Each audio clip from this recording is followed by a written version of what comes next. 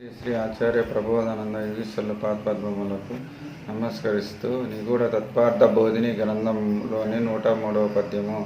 వ్రాత వెంటగాని వరమివ్వడు దైవము సేతకొలది గాని వ్రాతగాను వ్రాత కజుడు కర్త సేతకుదాకర్త విశ్వదాభిరామ వినురవేమ. భావం వెనుకటి కర్మ ఫలము వలన మనిషికి ప్రతి పని చేయుచుండును. కర్మ వలన ప్రతి కార్యము జరుగుతున్నప్పటికీ మనిషి తన అజ్ఞానం చేత నేనే చేయుచున్నానని తలంచుచుండును.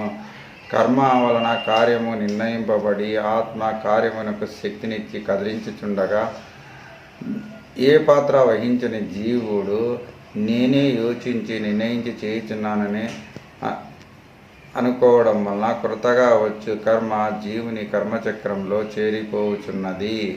అందువలన కార్యమునకు కర్మ కారణముగా శక్తి ఆత్మది.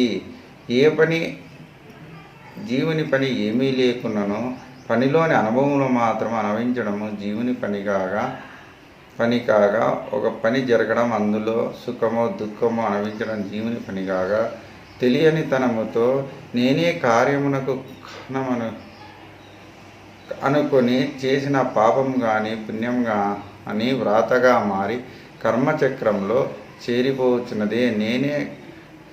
నేనే చేయుచున్నానని అనుకోవడం వల్ల తన శరీరంలో జరుగు కర్మ జీవునికి తగులుకొనొచ్చున్నది. కార్యమునకు నేనే కర్తనని అనుకుంటే ఆత్మ జీవునికి కర్మ అంటించుచున్నది. అందువలన ఈ పద్యంలో సీతకు దాకర్త అయితే వ్రాతకు అజుడు కర్త అన్నారు. ప్రతి పని కర్మను బట్టి జరుగుచున్నది కాబట్టి సీత కొలది వ్రాతగాను అన్నారు.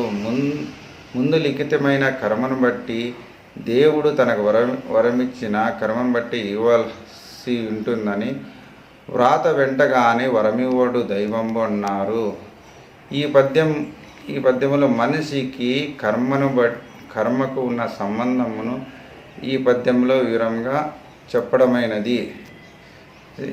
శ్రీ శ్రీ శ్రీ వేమన యోగీశ్వరుల పాదపద్మములకు నమస్కరిస్తూ అంటే విశ్వమంతా వ్యాపించిన పరమాత్మ అని, అభిరామ అంటే గొప్పదైన ఆత్మ అని, వినురావేమ అంటే జీవాత్మ వినుమని చెప్పడమైనది.